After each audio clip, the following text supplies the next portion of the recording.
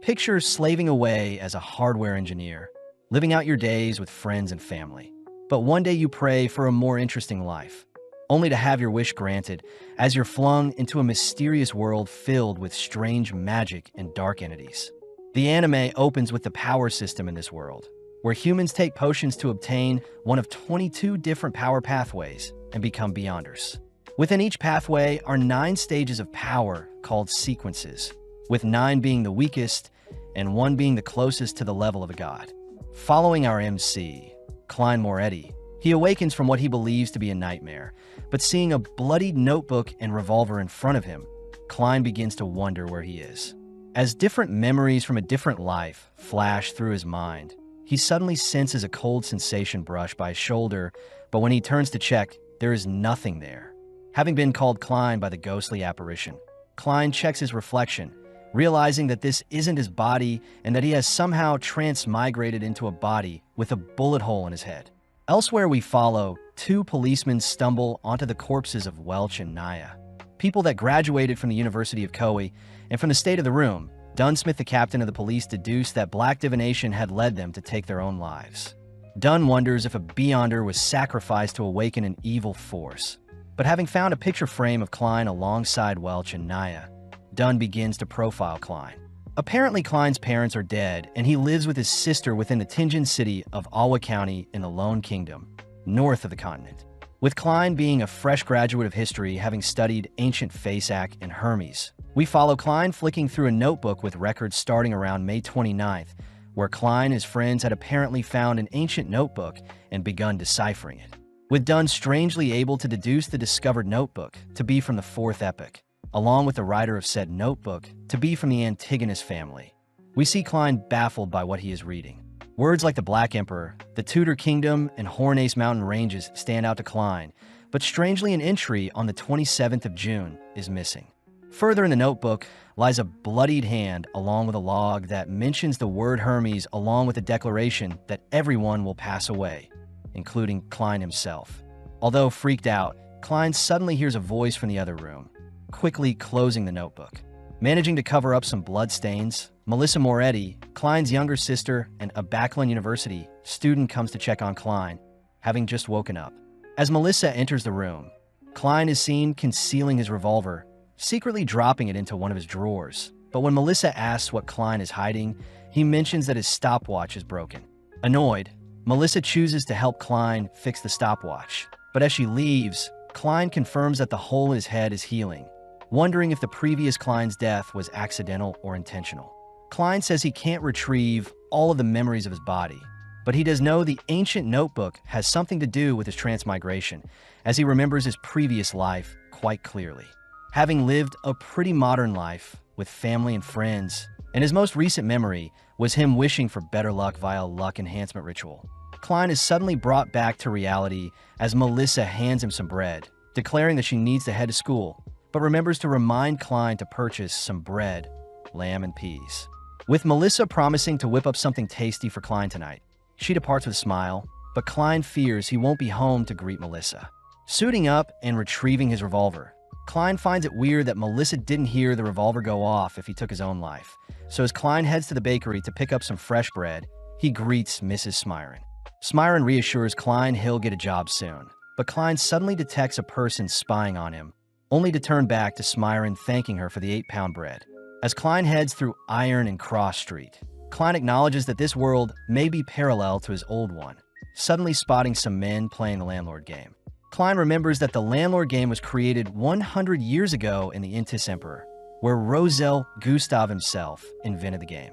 Roselle had also invented tarot reading, created the steamship, and promoted the Spring Festival. But Klein suspects that such an innovative emperor like Roselle must have been a transmigrator as well. Having dropped a coin, Klein kneels down to pick it up, but seeing a shadow cast over him, Klein prepares to draw his revolver. Realizing it is only a clown handing out flyers, Klein calms down as the clown mentions how they'll be waiting for him at 7 tonight. But as Klein leaves the scene, he suddenly brushes past a strange man. Overwhelmed by the crowd around him, Klein sneaks into a hut to cool off, but is suddenly called to sit down by a fortune teller. Outside the hut, we see the man following him earlier approaching the hut, but a single glance from another man sends Jenkin away. With Klein more calm, he sits down to have his fortune read, managing to convince the lady to give a reading for free. The fortune teller asks what Klein wants to know, and without hesitating, Klein asks to know about his past, present, and future. As some tarot cards are shuffled, Klein is shown 3 cards to represent the answer to his questions, and with Klein asking to see his present first, Klein lays eyes on the Fool card. With an eerie silence filling the room, the duo suddenly notice a girl enter the hut, only to scold the fortune teller for impersonating her, as she is meant to be a beast tamer. At that moment, we see one of the strange men entering the hut as well. But luckily, Klein has already left the scene. At home, Klein creates 4 talismans representing the 4 corners of the luck enchantment ritual he believes brought him to this world. And as he stands in the center of the ritual, he begins to spin to acknowledge the celestial governing the ritual. Within a few seconds, a massive gust of wind sends the papers in his room flying, but Klein wonders why nothing is happening. Right on cue, his head begins to throb horrendously, suddenly collapsing as streaks of red paint his surrounding room. Crying out in pain, Klein is submerged in a mist-filled plane where various light orbs surround him, only for a red and blue orb to begin circling him. Elsewhere, we follow Audrey Hall call out to her mirror, all whilst in the middle of the ocean. Alger Wilson seems to be performing a similar ritual, both representing the red and blue orbs respectively, as they too are flung into the mist-filled world. Both Audrey and Alger ask to know why they're here, wondering if Klein is the one who summoned them to the divine world. In the blink of an eye, the mist-filled domain begins to transform into something more comprehensible, and with a wave of his hand, Klein realizes he can create and control the realm before them, suddenly erecting a table for the duo gathered. Alger speaks up, asking to know who Klein is, but Klein is conflicted as he utters that Zhoming Rue was his previous life's identity. Stealing his resolve, Klein takes a seat at the table, forcing both Audrey and Alger to join him. Klein introduces himself to be the Fool, deducing that Audrey will be easier to speak to than Alger, who seems on edge. But out of nowhere, Audrey cries that she always dreamt of becoming a Beyonder, asking Klein how she can become one. Klein realizes he doesn't know what Audrey is talking about, choosing to ask Alger to answer Audrey's question instead. Alger believes Audrey to be a lone noble. As for himself, Alger is from the faraway Sonia seas, curious as to how Klein brought them here. Alger utters that one must first join a church to become a Beyonder, but this is not something most people want, as Beyonders are tasked with fighting against dark forces. Audrey asks if there are other ways to become a Beyonder, something that rattles Alger as he admits he has 2 Sequence 9 potions, one called Sailor and the other the Audience. Klein has no idea what these potions are, interested to know if the Gray Fog and his transmigration are features of a Beyonder's skills. But suddenly Audrey declares she has made a pact with Alger, asking if Klein can stand witness to said pact. Alger admits he can sense great potential from Klein, offering to handle matters that Klein asks of them, something that prompts Klein to set up gatherings between the 3 of them every Monday at 3 p.m. in order to extract as much information from this world as he can. Suddenly, Klein begins to feel nauseous, along with hearing some knocking on his room. So before he departs, he assigns Audrey the codename Justice and Alger the codename of the Hangman. With Audrey fangirling over their new tarot card-themed club, Klein slowly begins to lose touch of his mist-filled world, ending the gathering as everyone is sent back to the real world. Answering the knocking, Klein hears that the police are at his doors, swiftly rushing to conceal his notebook and revolver only to peep out the keyhole. Greeting the policeman, Klein realizes Leonard Mitchell of Alwa County Police was the man stalking him earlier, but Leonard says he was simply protecting Klein. Klein is agitated, seeing as Dunn is also here to perform a routine inspection, reporting to Klein that his friends had taken their own lives, and within a few seconds Leonard had managed to locate Klein's hidden notebook. Leonard smirks as he asks Klein to explain the logs in the notebook, and seeing as he has no way out, Klein collapses onto his bed, uttering that he can't remember anything. Dunn says there is evidence of Klein at Welsh's home, something that is news to Klein as well. But as Dunn takes out a smoking pipe, he takes a whiff from the pipe only to ask for the revolver Klein is hiding. As Klein points Leonard over to its hiding spot, Klein takes the chance to admit he had tried taking his life, but when he woke up he was strangely alive. Dunn says he believes Klein, but Klein will still have to be interrogated by a psychic in hopes of Klein retrieving his memories. Leonard utters that Klein is quite lucky, as those who delve into such dark practices normally end up losing their lives. Escorted onto the streets, Klein fears his identity as a transmigrator will be uncovered. But out of nowhere, a petty thief turns the corner, having stolen some bread from a shopkeeper. Catching the attention of the policeman, Dunn helps capture the thief, but before the boy can return what he stole, he ends up causing a ruckus, buying time for Klein to flee the scene. Bumping into passersby and weaving through alleys, Klein manages to lose the police, but as he glances up into the sky, he spots some water being dumped onto him.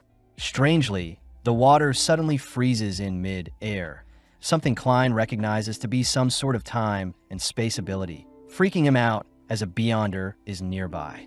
As the world around him begins to upheave and behave weirdly, Klein tries his best to flee, managing to squeeze past his obstacles and enter a carriage. Asking the driver to head to the port, Klein takes the chance to catch his breath, wondering if the situation has calmed down, but when Klein asks to be dropped off, he realizes that Dunn is the driver of the carriage. Suddenly waking up, Klein is confused at his surreal dream, but outside his door, Klein spots Dunn appear once more, making Klein wonder if Dunn can manipulate people's dreams. Before Klein can make a move, Dunn declares they're stronger during the night, prompting the space around Klein to morph once more as a strange lady appears behind Klein, asking him to remain calm as she sends Klein into a daze. Flung into a different realm, Klein notices his parents enshrouded by some gray fog, but before he can call out to them, the whispers of the strange lady alert Klein to stay focused. Klein realizes the lady probably can't see his parents due to the gray fog, but in that instance, the lady leaps onto Klein, demanding Klein explain where the ancient notebook is. Entranced, Klein says he has no clue, plus he has no idea what happened to Welsh and Naga. The lady asks what Klein was doing when his two friends were murdered, but with a single action, Klein shows he had taken his own life around the same time his friends did. Back in reality, Daily Simone says Klein is a tricky case as everything he says is true and he did shoot himself in the head but is alive somehow. Daly says Dunn should be careful with Klein, but seeing as the Antigonus notebook is still missing, Dunn says Klein is still in danger, asking if Klein wants to join them and become a Beyonder.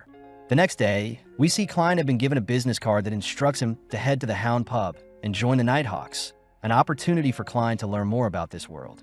Upon entering the pub, Klein is thrown off seeing a crowd cheering as they watch a dog devour some rats.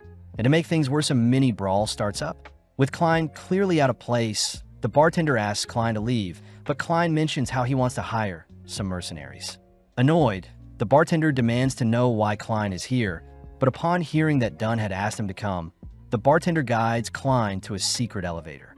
As the ride begins to move, it opens into a lavish-looking office deemed the Blackthorn Security Company headquarters, prompting Klein to greet the sleepy clerk, Roseanne Adelaide. When Klein introduces himself, Roseanne immediately shows Klein another secret passage, surprisingly watching as Leonard nonchalantly passes by. Descending a staircase, Roseanne mentions how they aren't so busy at the moment, passing by Royale Radine, someone Roseanne acknowledges is very pretty. Now moving through some corridors, our duo stop by Fry, who seems busy sketching up something. And as they make their way deeper along the passage, they walk by Kinley White, a member of the Nighthawks who joined 6 months ago. Stumbling onto a fork in their path, Roseanne instructs Klein to carry on alone, mentioning how the captain is waiting for Klein, plus Roseanne is quite scared of their captain. Following the lit path into a massive open room, Klein notices a towering pair of doors called the Chinese Gate in front of him. Off to the side, a smaller duty room opens to reveal Dunn, who greets Klein, happy to see Klein has accepted his proposal. Given some papers to sign, Klein is assigned into the 7th unit of the police department, an alias for their organization as they work under the Church of the Evernight Goddess. With a firm handshake welcoming Klein to the team, Dunn warns Klein that as a Nighthawk he may lose control, instructing Klein to pick up a candle and follow him. Entering into a candle-lit room, Dunn shows off the many souls that have been sacrificed to the Nighthawk, and the leading cause was them losing control. Dunn says the Fallen have carved a path for their predecessors, something Klein respects as he places his lit candle beside the others, only to be asked if he knows about the myth of creation. Klein recounts that the Creator made up all of existence, having created the sun and crimson moon using its eyes, leaving its body to make up the land and the stars. The creator's hair turned into a phoenix, and its ears became demonic wolves. And interestingly enough, humans can make potions with mysticism ingredients to access power from the pathways. Klein recounts the Hanging Man, mentioning that the Church of Evernight Goddess has access to 4 different pathways, these being the complete sleepless pathway, the Corpse Collector, which is good for self-defense, the Mystery Prayer, and Seer, who dwells in mysticism but suffers offensively. Dunn says he won't ask Klein to pick a certain pathway just yet, advising that Klein chat with Old Neil in the alchemy room to help with his decision. As Klein leaves Dunn's office, he reasons the Sleepless and Corpse Collector pathways are useless since he needs information on mysticism, and seeing as he can't decide between Mystery Prayer and Seer, Klein enters the alchemy room only to notice no one is present. Out of nowhere, a massive bang sends Old Neil flying into the room, and with Klein introducing himself, Old Neil asks Klein to help him tidy up some documents. As Klein sorts out some books, Old Neil is impressed to hear Klein studied ancient Fasek and Hermes during his history major in university, uttering that if Klein works hard, one day he can decipher the notebooks that went missing after Emperor Rozel's death.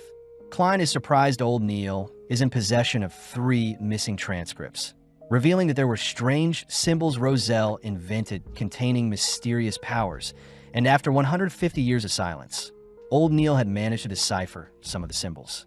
Showing his progress, Old Neil says the transcripts were a diary, but immediately Klein recognizes the symbols to be simplified Chinese.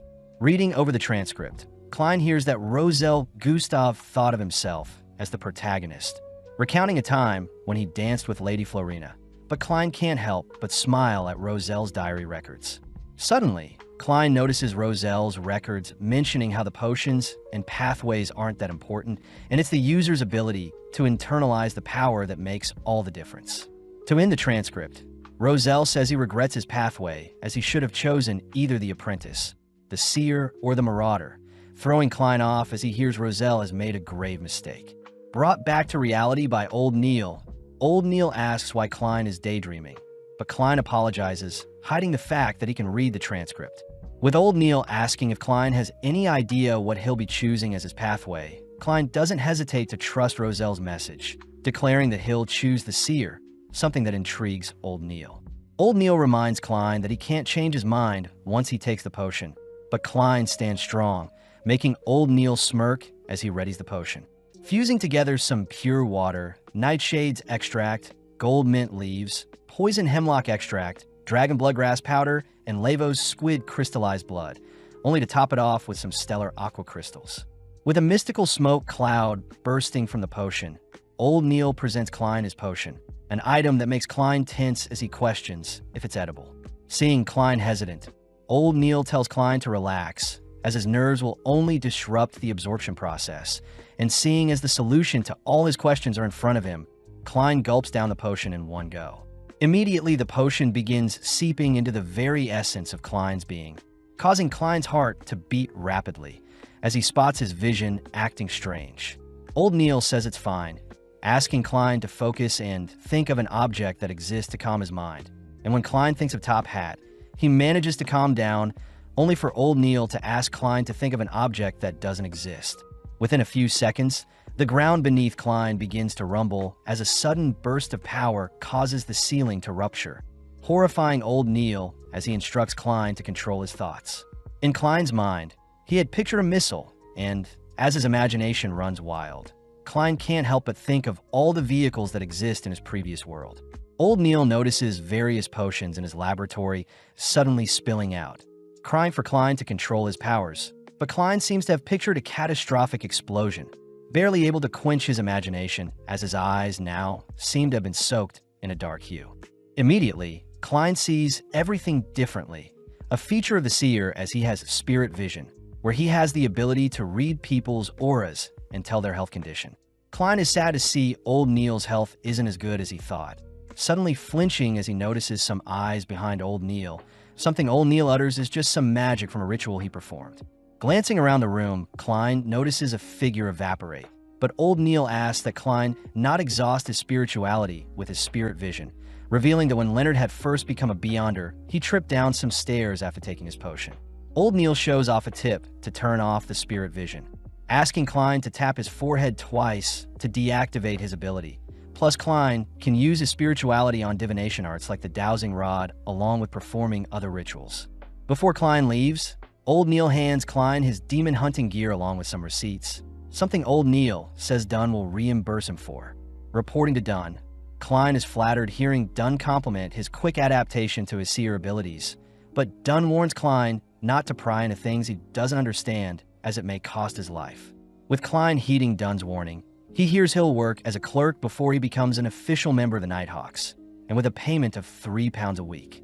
Klein ecstatically accepts his £12 payment early, especially since his big brother Benson earns £5 to £6 a week. As a daily task, Klein is asked to purchase a cane and walk around Welch's home in hopes of him remembering anything about the missing notebook, but suddenly a carriage pulls up beside him only for Leonard to ask Klein to get in. As rain descends onto the town, we see Klein given an assignment and briefed on Elliot, the son of a tobacco merchant, Viceroy. Klein is surprised Beyonders take on kidnapping cases, but Leonard says Viceroy was their previous client, as they had found Viceroy's lost cat in the past.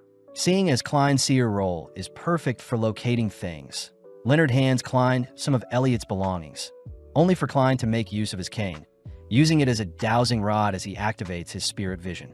In the blink of an eye, the space around Klein becomes masked in different hues, and having filtered out all the unnecessary information, Klein manages to locate Elliot's position, asking the carriage driver to continue straight. Within a few minutes, Klein and his dowsing rod have led them to Forston Street, and upon heading into a nearby building and up some stairs, Klein points Leonard to a room where Elliot is being held captive. Klein declares that there are 2 kidnappers inside the room with Elliot, and seeing as it's Leonard's time to take over, he begins by dismantling the door standing in their way. Spotting the intruders, the kidnappers toss their table at Leonard, buying enough time to whip out a gun and fire a round at Leonard, but sadly it misses.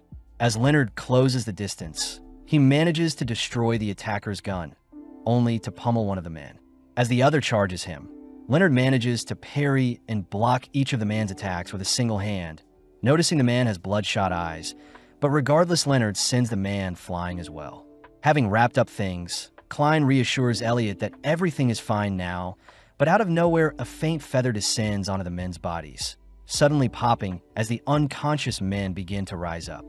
With Klein taking Elliot to safety, Leonard stays behind and watches as the men's bodies begin to morph and fuse into a demonic creature. Seeing the creature dive towards him, Leonard ducks and weaves, occasionally landing several monstrous blows that knock the creature back, and with the creature clearly too weak to fight back, Leonard puts it down with a single wave of his palm. Strangely, the remnants of the creature escapes from Leonard and slips by Klein, prompting Klein to raise his revolver in its direction, only to use his cane to help him locate the creature's presence. Out of nowhere, the creature appears from the walls beside Klein, and having been overrun with fear, Klein blindly takes aim and fires. Luckily, Klein's shot sends the creature flying into the skies to further escape. But Leonard has the situation under control, having dragged the creature into his crimson domain, slowly watching as the creature is bound and torn apart. Leonard reassures Klein that his abilities have put the creature to rest, but suddenly Klein begins to remember memories of Klein's body being in this building before, hiding such a revelation for now. With Elliot reuniting with his father, Leonard compliments Klein's shot, ordering Klein to stay away from the creature's corpse as it may contaminate him. Leonard wonders where the men got their potions from, annoyed seeing as they faced another uncontrollable Beyonder, pointing out how lucky Klein is to have run into one on his first mission. As Leonard celebrates a job well done with a high five, he manages to weird Klein out with some compliments, but as Klein leaves the scene, Leonard strangely hears from a shadow that Klein is nothing special. At home, Klein can't wait to tell Melissa he got a good-paying job, but upon entering his home, Klein is freaked out to see he is back in the building on Forston Street. Being drawn to a door in particular, Klein heads through the door only to be greeted by a disheveled-looking room with a lone notebook being put on display. Glancing at the notebook, Klein is frightened to see the book declare everyone will perish, only for its pages to suddenly dissolve as Klein is slowly consumed by the Fool card. Waking up from his dream, Klein realizes the house across from the kidnapping place has intel on the lost Antigonus notebook. Moving forward in time, We see Benson heading to visit Klein and Melissa's new home, proud that the three of them will be living in such a lavish home. Sitting down for a homely meal, Melissa can't help but praise Klein's cooking. And with Benson handing Klein a gift to celebrate Klein's new job, Klein tries on the gift only to thank Melissa and Benson for always supporting him. As Benson pats Klein on the head, Klein is reminded of his parents, all three continuing their celebration as it's the start of their new life. In the Blackhorn security campus, we see Dunn and Leonard interrogating a man that was found to have been tailing Klein, and with Dunn's pathway, he is able to see the man exchanging the Antigonus family notebook for some cash. Leonard declares that the secret order is involved somehow, and seeing as they must retrieve the notebook before the secret order does, our duo suddenly hear that Klein has got a lead on the notebook's location. With Klein showing Dunn and Leonard the room in his dreams, Klein is disgusted to see a rotting corpse, and with the son of the deceased man, Ray Bieber, being their best lead, the gang call on Klein to track down Ray.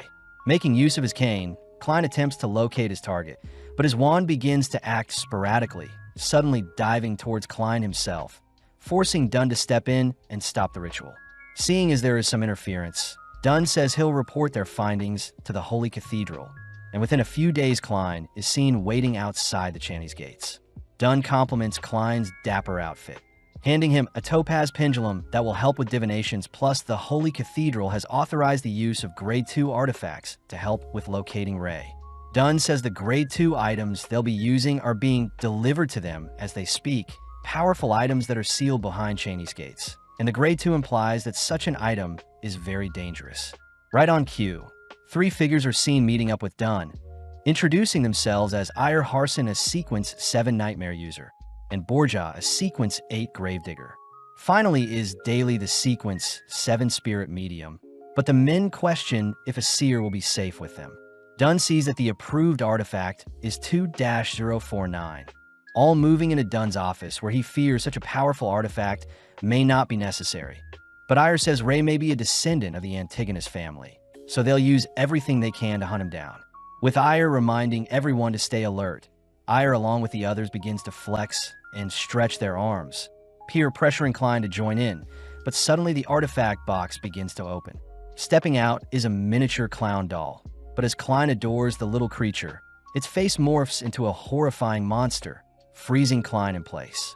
Unable to move, the doll wraps several strings around Klein's neck ready to take his life, but luckily Leonard severs the strings, surprising everyone as the doll is reacting to the person with the closest connection to the Antigonus notebook. Klein notices his vision slowing down temporarily, only to hear that the doll is capable of entrancing and controlling any one human target at a time. But a strong slap will set the mind-controlled human free, hence why they're performing the strange arm stretch to identify if anyone is under the doll's control. As the doll continues to chase after Klein, Leonard reveals Ray's coat, an item that pisses off the clown as it lunges towards the coat, only for Ire to reseal the doll, confirming that Ray is a descendant of the Antigonus family. Heading out, we see our group continue their stretching maneuvers as they head towards their carriages, boarding the carriage as they head towards a certain location. Elsewhere in a factory, we see a disturbing scene where Ray has been placed in the center of a ritual and has been forced to absorb a notebook, taking on a demonic form. In the shadows, a clown-looking man is annoyed he was too late, but upon detecting some carriages approaching, he gets excited, seeing as there may be hope. With Klein and the gang arriving at the factory location, Klein is tasked with using the pendulum to locate Ray, but as soon as Klein starts his ritual, some bloodied mist creeps out from one of the factories, scaring off the gang's horse carriages. As the surrounding landscape begins to vibrate, the gang draw their weapons, all watching as a demonic-looking Ray appears, locking onto the doll artifact. In the blink of an eye, Ray charges towards the doll box, but Dunn and the others get to work, asking that Klein stay back, dragging Ray into their domain. Leonard is seen binding Ray with his vines, only for Daly to begin submerging Ray in her water domain. But strangely, Ray erupts with power, completely shattering the Beyonder's domains as its aura overwrites the environment. Dunn realizes that Ray isn't a Beyonder gone berserk, as he fears they're facing a dead soul, all helplessly watching as Ray continues to barrow towards the doll box. But luckily Dunn leaps onto him, temporarily putting him to sleep. Daly gets to work locating Ray's weakness, especially since Dunn suspects that Ray is under the notebook's control. But when Ray wakes up, Daly cries that she needs a few seconds to complete her search. Seeing as they'll need to bind Ray down, Dunn begins to chant, all whilst Leonard rushes in close, dancing circles around Ray only to erect a net that binds Ray in place. Before Dunn can finish his chant, Ray's core begins to act strangely, suddenly erupting with power as a bright flash of light distracts Dunn long enough for Ray to skewer Dunn with one of his tentacles, along with blowing Leonard back. Locking back onto the doll box, Ire is forced to hold off Ray's tentacles, but some of the stray tentacles knock the doll box back. As Borja continues to look after the box, Ire ignites his blade only to rush towards Ray's core. But sadly, Ire's blade shatters upon impact with Ray's thick exterior. With a terrifying roar, Ire is sent flying as well, forcing Borja to rush to Ire's side. Still conscious, Dunn finishes his enchantment, working in tandem with Klein, who makes use of some night slumber charms to put Ray to sleep, allowing Daly to rush in and attack Ray's weak points. As Daly shreds Ray's body, Ray suddenly implodes, letting out a massive explosion that catches Daly in the impact zone. In the aftermath, Dunn rushes to feed Daly some medicine, but Klein seems strangely drawn to the Antigonus notebook, suddenly reminded of the words Hornicus and Phlegria. At that moment, the clown man from earlier makes his move, rushing towards Klein, but Dunn fires at the clown, realizing it was an illusion. With everyone now on high alert, they surround and protect the notebook, but Klein recognizes the clown to be the same man handing out flyers prior. With every successful shot, the gang end up slaying various illusions, noting how the clown man must be a Beyonder with a sequence of 7 or greater. Ire orders Borja to protect the doll box once more, but as Ire begins dueling the clown with his blade, the clown easily evades each strike. When Leonard joins the battle, the clown easily outclasses Leonard, scaring Leonard away with a well-timed explosion from his face, leaping into the air only to bombard Dunn with bullets of his own. Klein wonders if the clown can see the attacks in advance, testing out his theory as he fires off a stray bullet into the open, only to randomly land a hit on the clown's stomach. Pissed, the clown transfers the bullet wound into his arm, only to unveil a whip that keeps Leonard, Dunn, and Ire busy. Seeing an opening, the clown rushes towards Klein, forcing the men to protect Klein, but realizing they've been tricked, they all turn to see the clown besides the doll box. Pushing aside Borja, the clown lets the doll free, terrifying the boys as they feel a cold sensation run down their spines, all frozen in place as the doll has somehow latched onto all of them. Racking his brain for a solution to break free, Klein suddenly remembers his gray fog, swiftly chanting his luck enhancement ritual, only to successfully enter into his fog-filled domain. Klein wonders if the notebook is enhancing the doll's powers somehow, suddenly coming up with a safety measure to protect himself from the doll's mind control as Klein uses the amulet to perform some divination, returning to the physical world having protected his mind. Out of nowhere, the clown man offers to free Klein's colleagues in exchange for the notebook, and to make the deal more enticing, the clown man utters that he too was a former seer. Klein wonders if this is a trick or not, getting confused when the clown man mistakes Klein to be a sequence 8 seer instead of 9, wondering if his fog is interfering with the clown's judgment. The clown man says the other men are currently asleep, but we notice that Leonard and his shadow are secretly listening in on their conversation. Forcing Klein to make a choice, the clown man tells Klein the corresponding sequence 8 of the seer, something that shocks Klein, but when the clown man erects a skewer to taunt Klein, Klein suddenly grabs a hold of it, pulling the clown man into the puppet's domain. The clown man begins to freeze, seeing as the puppet is beginning to take over his body, demanding to know how Klein is able to move, but sadly Klein puts the clown down with several bullets. Klein sees that the clown belongs to the secret order, turning to help the others, but out of nowhere the clown man springs back to life, crying the word Hornaces only to finally fall over once more. With the doll sealed, we see everyone reflecting after the battle, only for Leonard to utter that he didn't need to save Klein, as he was impressed to see Klein drag the clown man into the doll's domain. Leonard whispers that himself and Klein are special individuals, cutting back to headquarters where Dunn submits the notebook to be verified by the Holy Cathedral, apologizing since Klein will have to wait a bit before he can view it. Dunn seems to be coughing quite a lot, praising Klein for a job well done today. But Klein wonders why Ray was in such a rush to absorb the notebook. Dunn says people who seek power don't act rashly, and upon seeing Klein freaked out seeing the clown man's corpse. Dunn says Klein did the right thing and slayed someone to save others. Suddenly remembering something, Klein reveals that the correspondence for a Sequence 8 seer is a clown, cutting outside, where Dunn says they'll take care of Daly until she recovers. Before Ayer and Borja leave, they praise Klein for taking down a Sequence 7 Beyonder when he was only a Sequence 9, something that creates suspicion as Ayer wonders how Klein did it. Leonard helps cover for Klein, suggesting that since Klein was holding the notebook, he was able to negate the doll's mind control and in turn win. As Ayer and Borja depart, Klein suddenly feels his potion digesting, wondering if he can take the clown potion next, plus he still needs to figure out what this Hornacius is. Choosing to visit Koei University, Klein meets up with one of his old professors, Professor Azik, only to ask about his knowledge on the Antigonus notebook along with the nation of the Evernight in the Hornacius mountain range. Azik says his memory is quite foggy, promising to write to Klein if anything comes up, but before Klein leaves, Azik warns Klein to be wary of what he does moving forward. Now, all alone, Azik begins to act strange, suddenly unveiling a skeleton that had been hiding in his shadow. On a cold, rainy night, we see a man writhing in pain, all while speaking to a figure they refer to as the Honorable Oracle. The Oracle accuses the man of betraying the Aurora Order since the man had lost the Antigonus notebook, but the man cries that he didn't intend for Welch and Naya, his sacrificial lambs, to have passed so easily, and to make things worse, Klein is still alive. Before the Oracle can slay the man and force him to devour his own fingers, the Oracle gives the man one last chance to right his wrongs. Cutting to the next day, where Klein is seen visiting Old Neil. Old Neil says he'll be teaching Klein some advanced mysticism in the form of ritualistic magic, and most low-sequence rituals require certain items and chants to start the ritual, suddenly asking Klein to watch him closely. Starting off by casting the Wall of Spirituality, Old Neil says the wall is used to create a closed-off environment that prevents outside interference. Plus, Old Neil reminds Klein to never delve into the unknown, as doing so may risk his life. Klein realizes his luck enhancement ritual may be the unknown Old Neil is referring to, but as Old Neil ignites some candles, he suddenly prays for his 30-pound debt to be erased.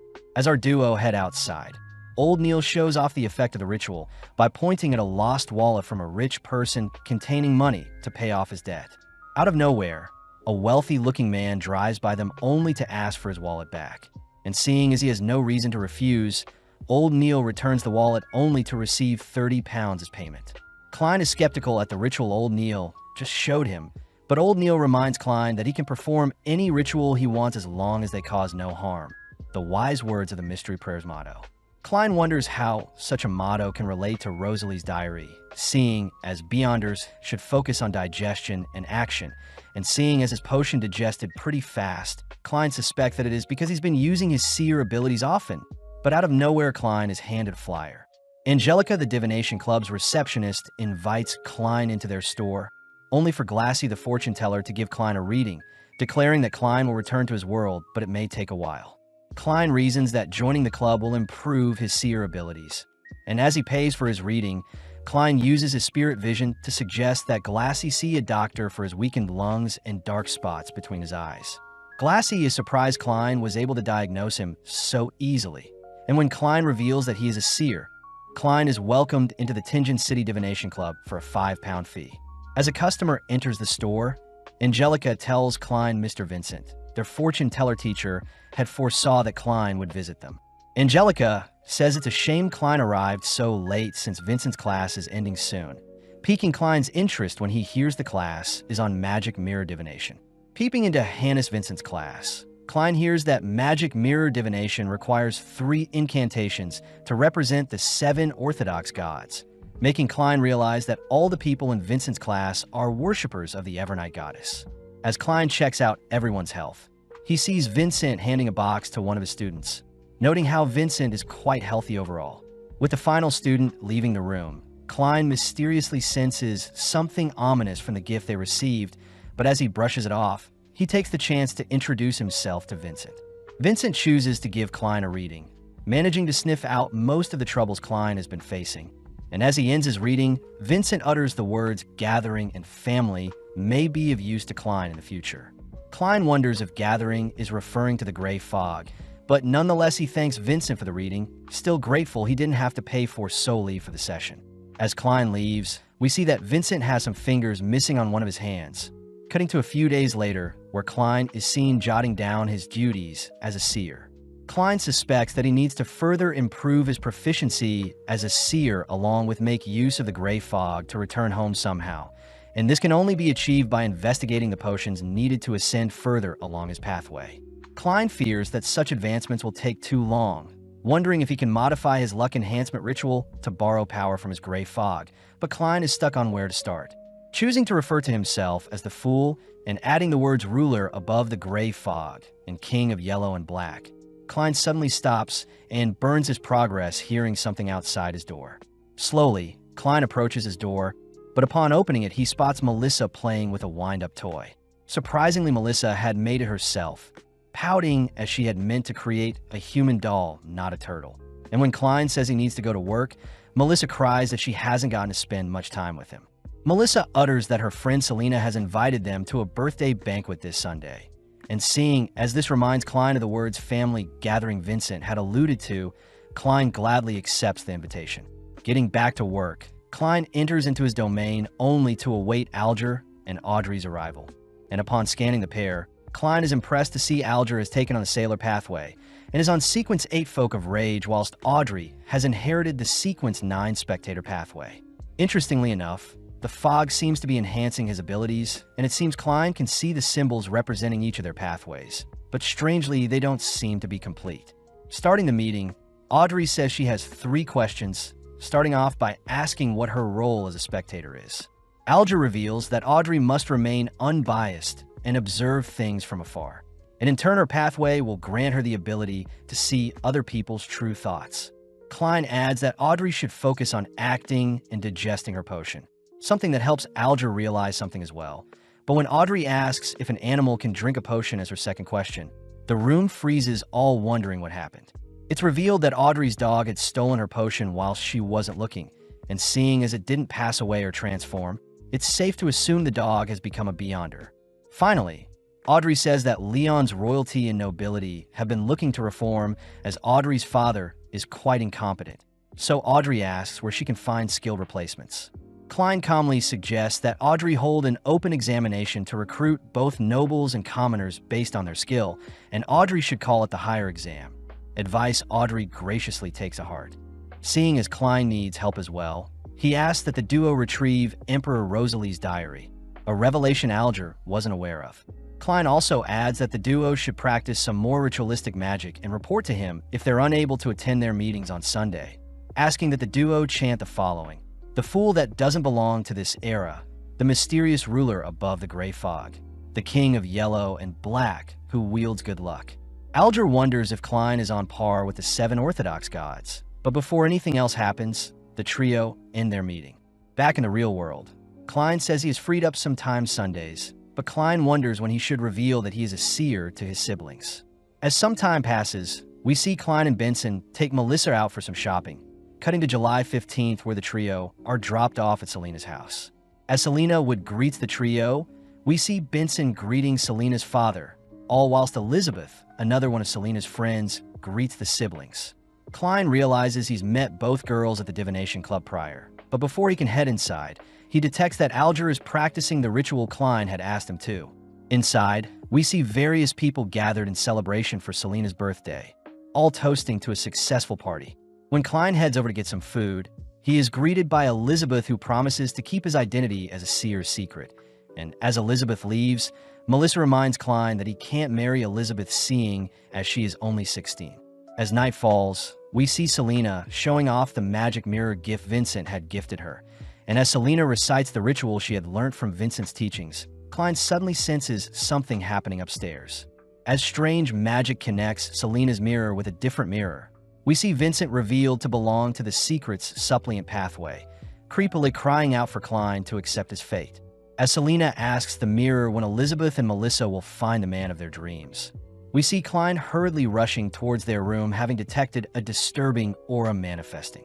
Peeping on the girl's ritual, Klein uses his spirit vision to inspect the room, and upon seeing Selena's magic mirror turn black, Klein is suddenly struck with a horrifying realization.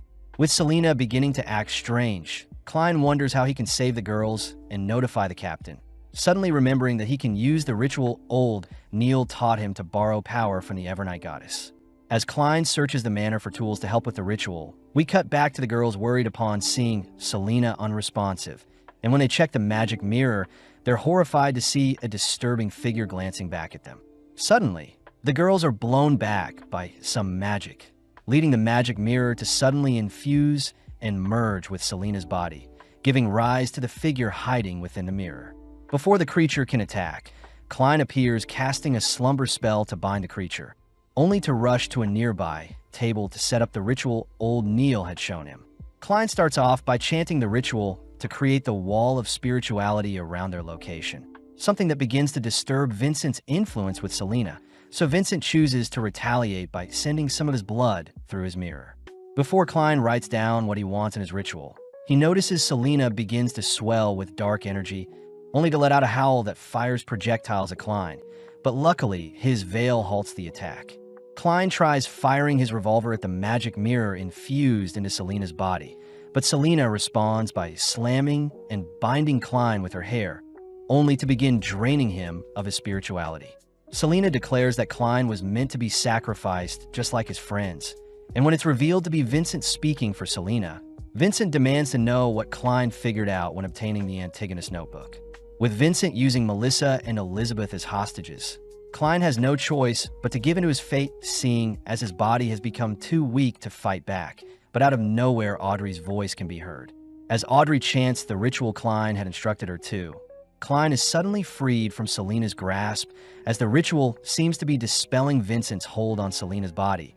But refusing to give in just yet, Vincent offers up his entire arm to retake control of the situation. With Selena reinvigorated with power, she makes her way towards Klein, but Klein has already completed his ritual, having prayed for the evil controlling Selena to be banished.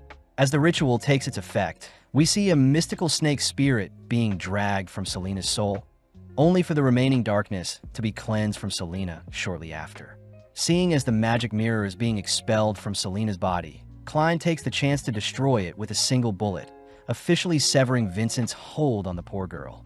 Klein rushes to check on Melissa, glad to see she is fine, grateful that Audrey's ritual had saved him in his time of need. Klein fears that his seer role will put his family in further trouble in the future. But as we cut back to Vincent, he is in complete disbelief at his failure. When Vincent tries to flee his room, he is greeted by Aurora Order Oracle 22, a being that snuffs out Vincent due to his failure. In the aftermath, Klein and Dunn visit Vincent only to discover he had been slain, curious as to Vincent's ties to the Antigonus notebook along with who the true creator is. Dunn tries to dig into Vincent's mind a bit, but upon seeing the supposed creator Vincent worships, Dunn becomes speechless before the godly being. In Buckhund, the capital of the Leon Kingdom, we see Audrey fast asleep in her giant estate. As her maids wake her up, Annie the maid tells Audrey she can't wear the same dress twice in a row, even though Guinea had designed it for her. Seeing as she needs to celebrate her 17th birthday properly, Audrey suits up for the momentous occasion, but when she dances with Susie her dog, Audrey is shocked to hear Susie suddenly speak to her. In Zutland Street, we see people attend a performance to recognize the catastrophe of the Alfalfa tragedy, all whilst Klein sneaks into the play late. As the performance reaches its climax, we see the crowd roaring and cheering as the hero of the story makes their entrance. But Klein notices Dunn appear, hearing that Daly has left to help escort the Antigonus notebook to Buckland. Klein is worried seeing as Dunn is still ill, but Dunn is relieved he wasn't infected, reminding Klein that the true creator is an evil being worshipped by secret orders like the Aurora Order. Klein says it's a shame Vincent passed away before Dunn could read more of his memories. Cutting back 1 week, we see Klein hard at work helping a lady look for her lost fiancé aboard the Alfalfa that hasn't returned yet. Given a picture of Joyce Myers, Klein taps into his seer abilities to see Meyer drowning in the middle of the ocean, only to be washed ashore where he sought help. In the present, Dunn and Klein see Mr. Triss, the hero of the Alfalfa tragedy, signing autographs, only to be thanked by Joyce and his wife, as it was Triss that saved him. Before Triss leaves, he glances at Klein, and when Klein greets Joyce, Klein asks if Joyce is having trouble with anything. Entering into a Topaz room, Klein hears that Joyce has been having the same nightmare ever since he left the Alfalfa, and as Joyce drifts asleep, Klein is seen delving into Joyce's nightmare. Boarding the Alfalfa, Klein watches as a mutineer tosses a baby offboard, and before the rebel can take his own life, Joyce seems to have rescued them, demanding to know why he betrayed the party. Klein suspects that something is suppressing Joyce from figuring out the true culprit of the Alfalfa tragedy. But before Klein can investigate further, he is transported into a strange misty ruin. Hearing the words Hornacis and Phlegria once more, Klein helplessly watches as strange tentacles attack him, forcing Klein to return to the real world. Klein wonders if the words could link to an evil god or the reason for his transmigration. And as Klein wishes for Professor Azik to write to him soon, Klein chooses to report his findings to Dunn. Klein reveals that the true culprit of the Alfalfa tragedy is the hero Triss himself. But Dunn says they need more evidence to convict Triss, declaring that they'll request help from the mandated Punishers and the Machinery Hive Mind.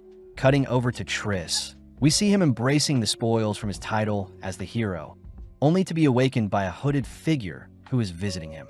The hooded figure commends Triss for convincing the men aboard the ship to slay each other, having used his Assassin Pathway Sequence 8 instigator role to help with his schemes. But before Triss can advance further, the hooded figure asks that Triss complete another mission in Tenjin.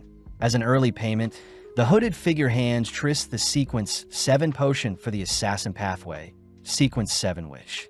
Following Klein, he is seen asking Old Neil for help with crafting amulets for his siblings, but is pleasantly surprised when Old Neil guides him to a secret passage within a pub.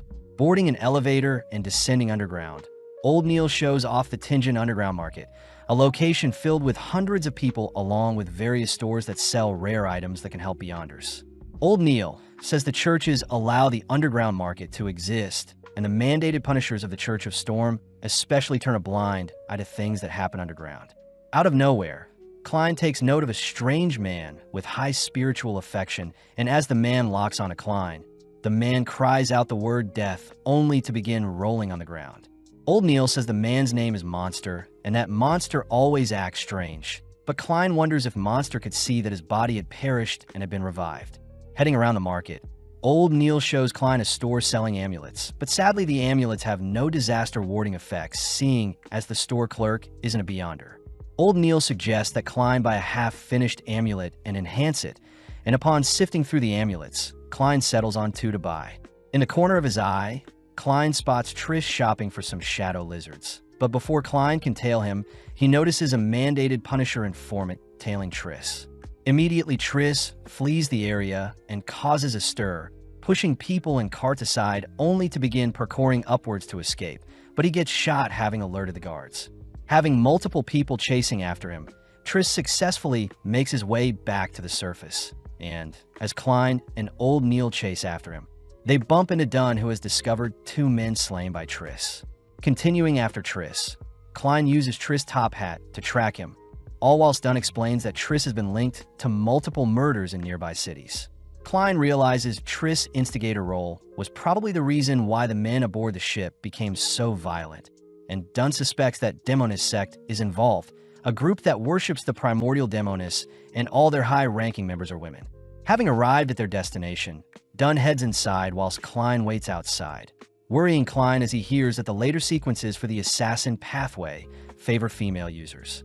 As the police storm the building, they choose to evacuate the ladies inside, but a particular lady bumps into Klein, uttering that she doesn't feel good.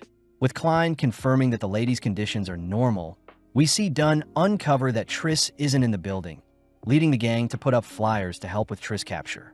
In the coming days, it was reported that Triss was never found and the search was called off, but on the bright side, Klein had been approved as a full-time employee with a new weekly wage of £6. Klein says he spends his time visiting the club a few times a week, and his meeting with Alger and Audrey have slightly changed since Alger acts a little different now. But luckily, Klein had finished crafting the amulets for both Melissa and Benson with the remaining time he had.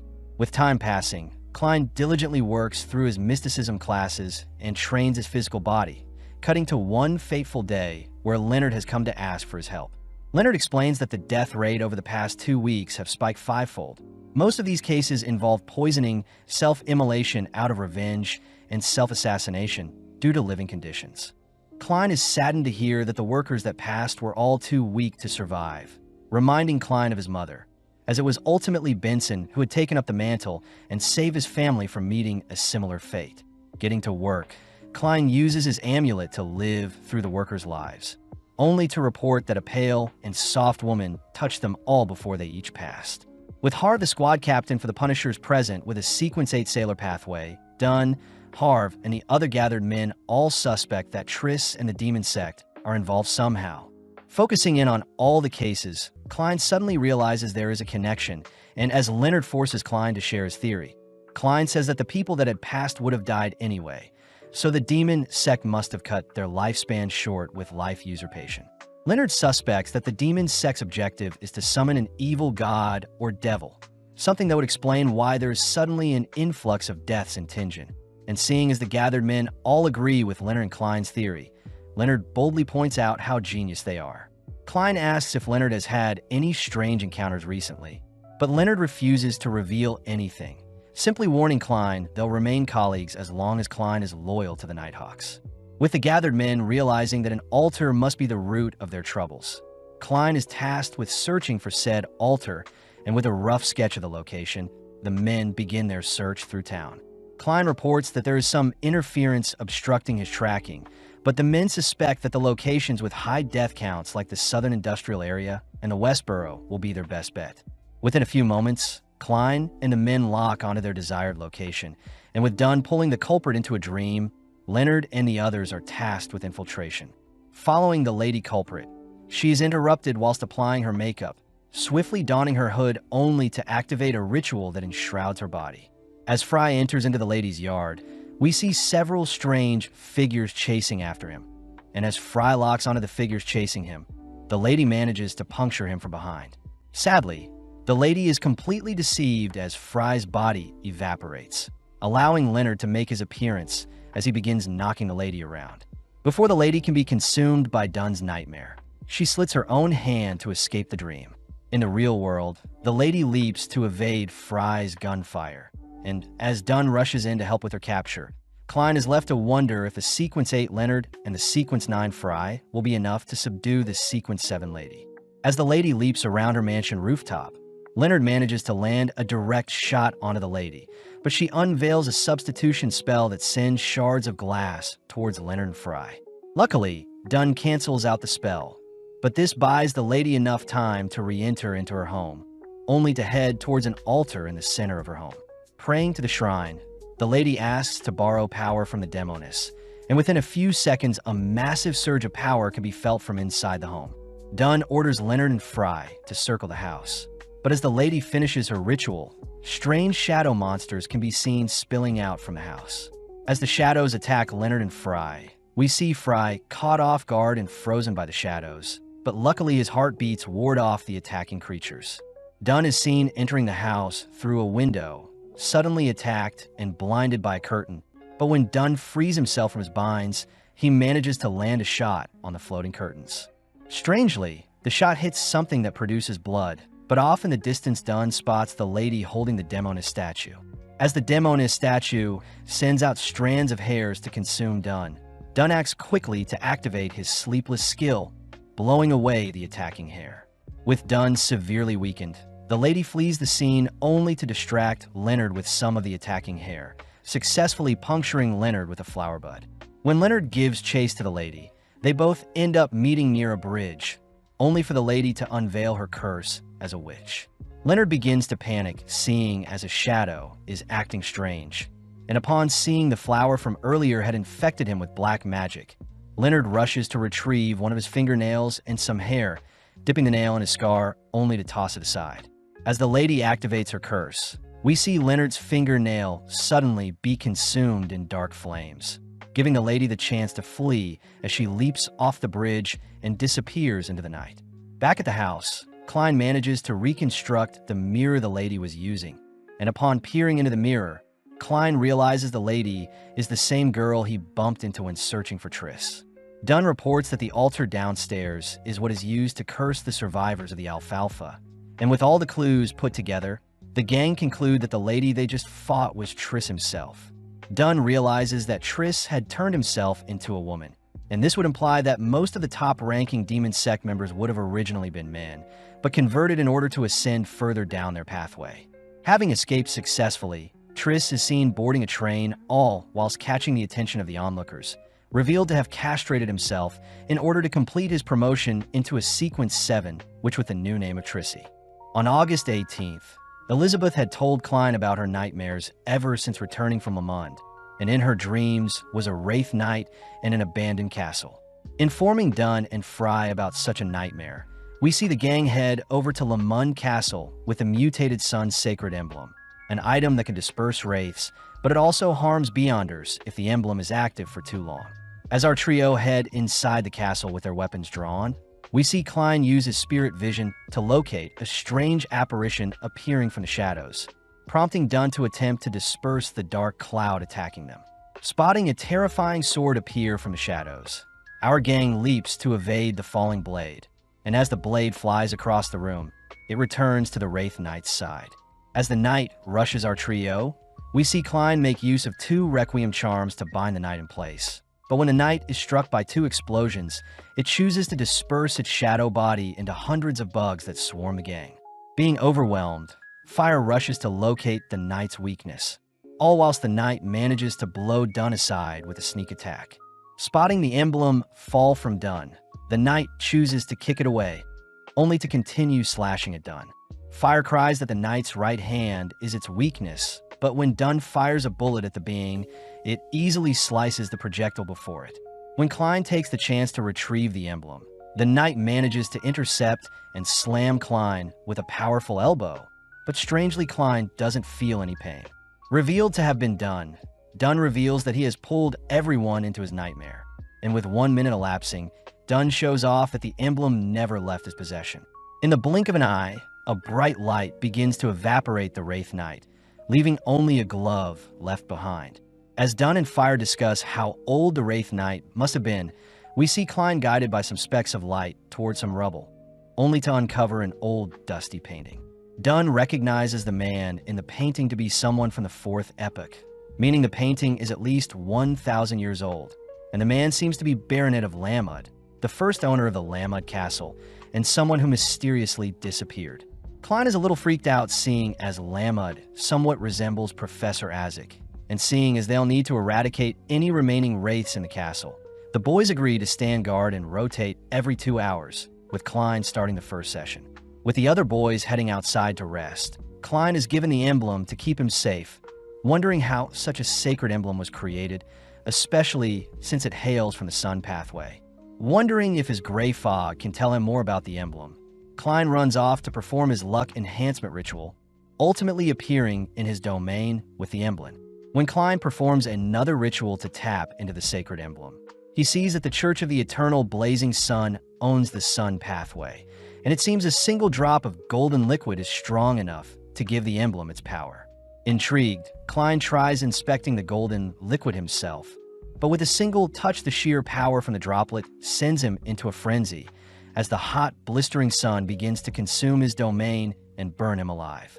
Crying out in pain, Klein is luckily rescued by his gray fog as it manages to quench the flames, searing hunger, making Klein wonder if he had accidentally glanced at a deity.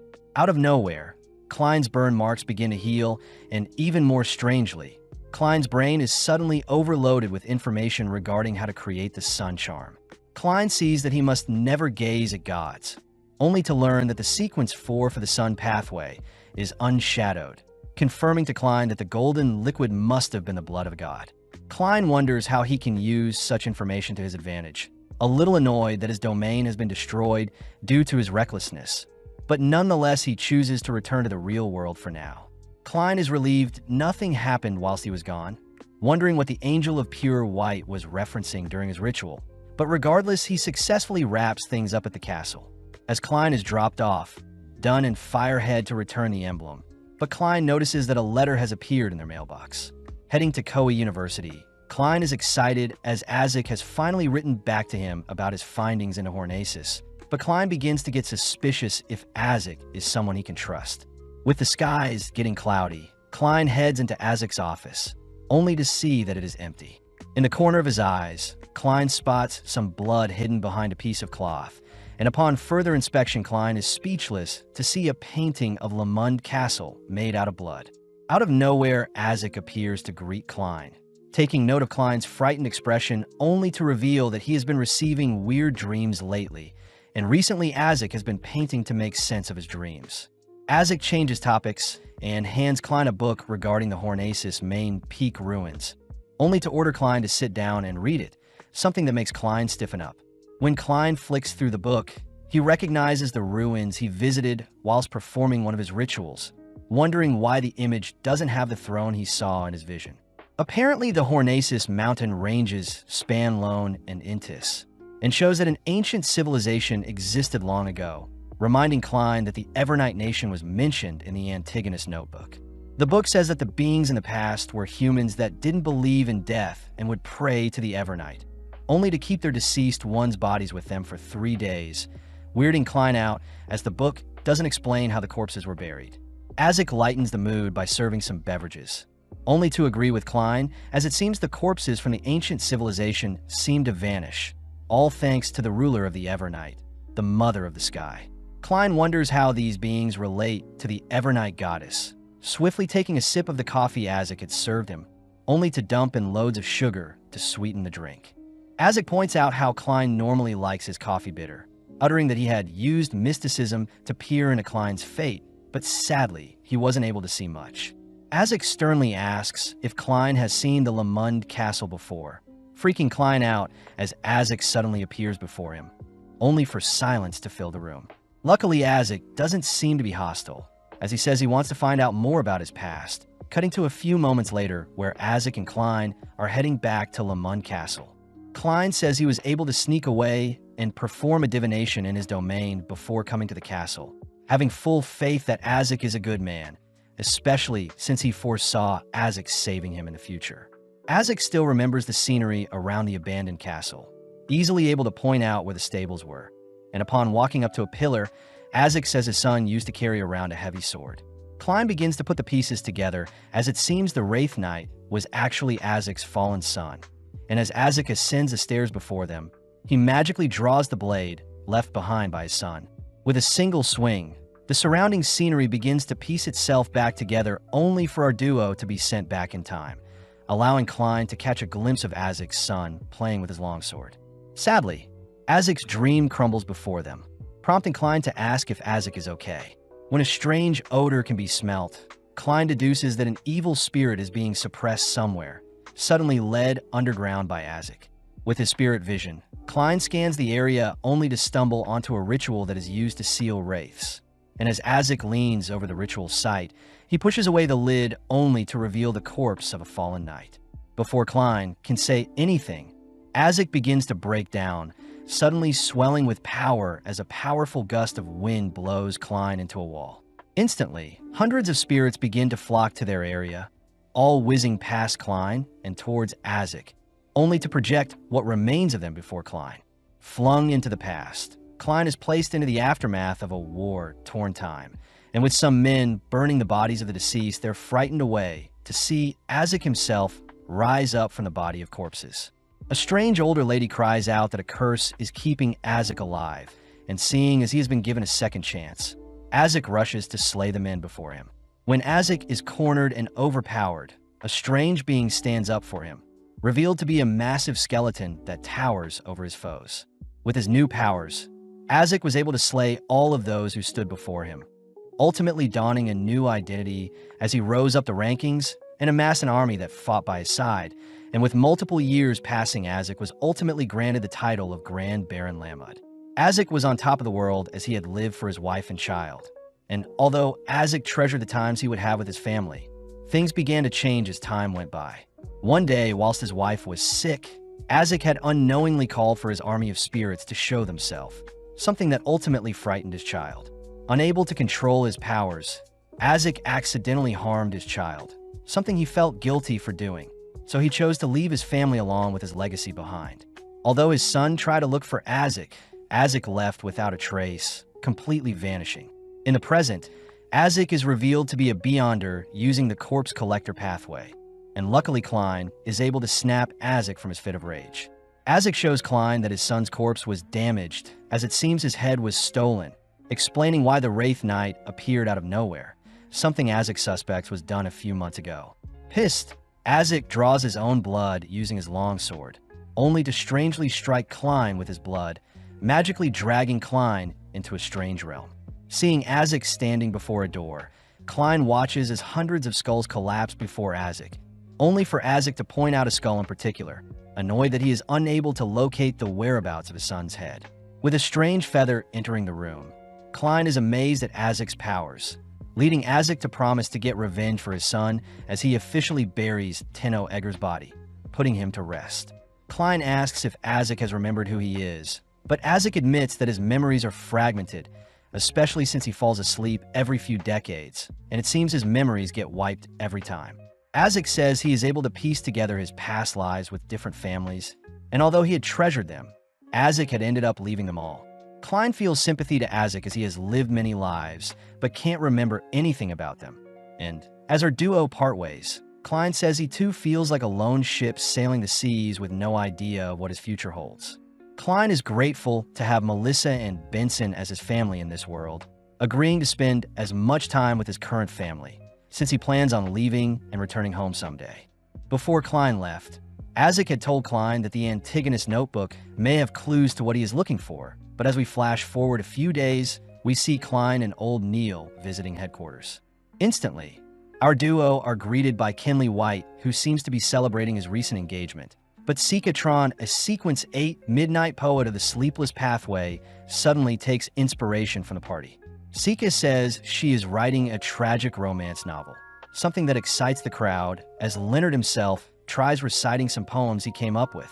But Roseanne wonders why they still have to come into work since they're celebrating Kenley's engagement. Suddenly appearing, Dunn assigns Kenley and Seeka to the Westboro and Gold Indus areas. Leonard and Royale will stay at Blackthorn, whilst Dunn and Fire patrol the Westboro and Raphael Cemetery. Klein says he hasn't been assigned a role, something Leonard says is normal as Dunn often forgets things, but Dunn says Klein should watch over the Cheney's gates, ordering him to never open it no matter what. Dunn also reminds Klein to submit a 10,000-word performance review to the Holy Cathedral since it's been 2 months since Klein joined the Nighthawks. Getting to work, Klein retrieves all the cases he was a part of, but out of nowhere Klein hears some noise from the Cheney's gates, suddenly drawing his revolver as the gates begin to open. As a being barges the gate open, Klein prepares to fire only to scream, drawing the attention of Leonard and Royale who are on patrol. When the duo arrive, Klein reports that a strange doll had appeared and gave something to him, but Royale recognizes the doll to have been the Misfortune Cloth puppet. As our duo leap away from Klein, they reveal that in the past people have gone missing due to strange incidents with the Cheney's gates. And with another being appearing before everyone, Leonard and Royale quickly draw their revolvers. Luckily, it is just old Neil checking on Klein, uttering that he has stomach issues only to rush off to the bathroom, but Leonard reassures Klein that he is fine. Leonard mentions how strange it is for the doll to take interest in Klein who is watching over the gate, deducing that the Antigonus notebook that has been sealed behind the gates is causing the doll to act up. At home, we see Klein attend his meeting with Audrey and Alger, only to peep in on some of the papers Audrey and Alger had collected from Roselle's diary. Klein learns that Mr. Zeradol is a descendant of the Zeradol family in the Fourth Epoch, and was also the leader of the Secret Order, and it seemed the Order members were fixated on stealing relics from the Antigonus family and had access to the Seer pathway. Klein is grateful the pair was able to give him information on the Emperor's diary, offering to answer any concerns they have, only for Audrey to ask when her potion will fully digest. Having just read the information from the diary, Klein says it normally takes 1 to 6 months depending on the person, intriguing Alger as he reveals that a Sequence 8 listener from the Aurora Order is seeking the holy residence of the true creator. Alger adds that many believe that the true creator never died and had left behind its core, and it seems the Hangman card was modeled after the true creator when Emperor Roselle created the card. Klein utters that the true creator feels like a fallen creator, something that prompts Alger to ask if Klein would like anything else as payment, leading Klein to ask for more pieces of the Emperor's diary or anything on the Antigonus family. Alger says he heard the Antigonus family possess a terrifying pathway, something that can be traced back to the third epoch known as the Cataclysm Epoch.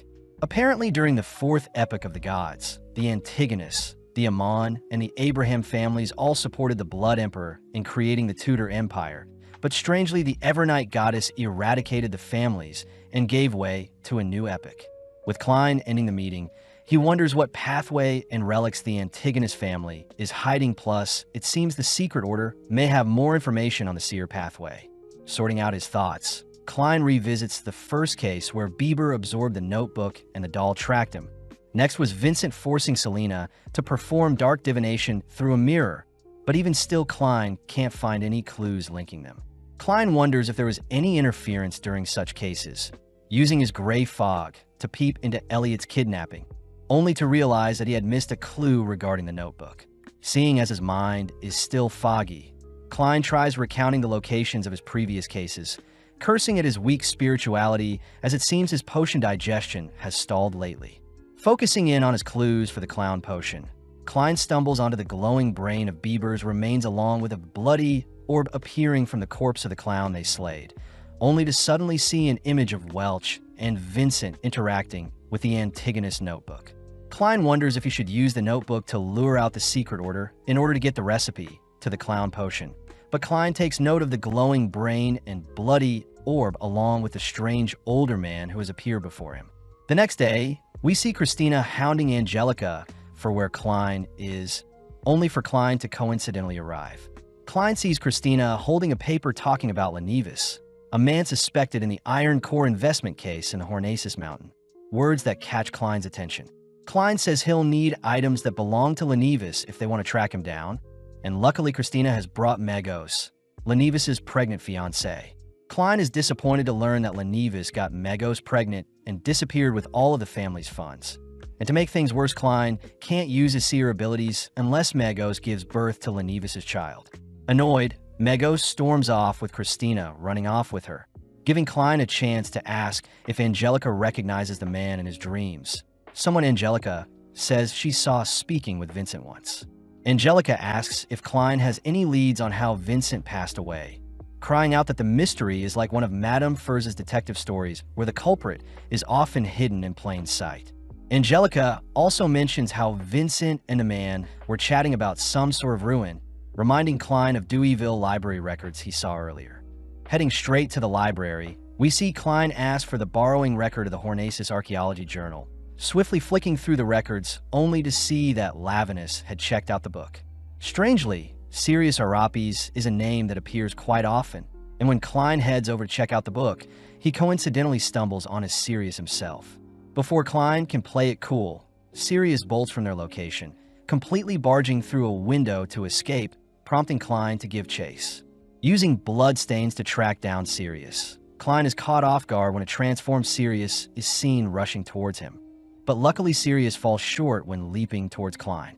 Klein chooses to put Sirius down with a bullet to the head, only to see that Sirius is a Sequence 9 secret supplement pathway user.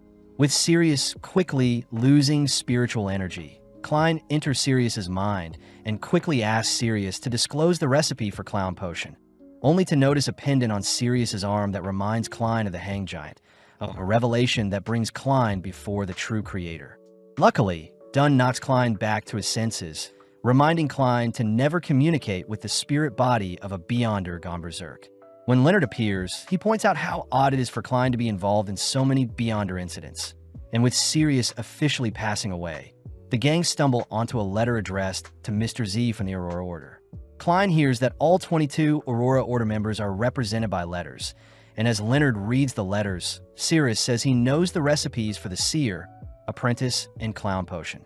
Klein says he was only able to extract the clown recipe, something that will need to be appraised by the Holy Cathedral.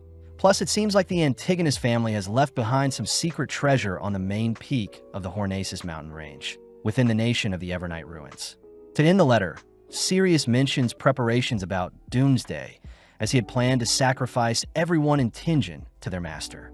Heading back in his realm, Klein says the horrific pathway the Antigonus family was hiding must be the Seer pathway, and this would explain why Hornacis keeps appearing, but Klein wonders what Phlegria is referring to. Closing his eyes, Klein recounts all the information he has, only to think about if the seer pathway has any clues for him. Just then, Klein asks what the real reason for the previous Klein shooting himself was, choosing to investigate further with his mist, but it seems his spirituality is still too weak. Suddenly, Klein feels his potion digesting, a phenomenon that allows Klein to break free from his limits. Trying out his powers, Klein endlessly zips around Tingen City and immerses himself in the scenery without being detected. And when Klein stops before a massive building, strange pulses send him back into his domain, noting the red smokestacks to be where his next big clue is. Flashing back 1 month, we follow Lavinus, the Sequence 8 swindler for the Marauder pathway, placing Tenno's skull beside a lady with a familiar-looking pendant, only to leave the scene. With Hood Eugen, a Sequence 7 psychiatrist with the Spectator pathway along with 3 other devout followers all giving up their lives, they successfully awaken a being using the lady's body. At night, Klein receives a nightmare of the note the doll had given him, quickly waking up as he wonders what the symbol he was shown could mean.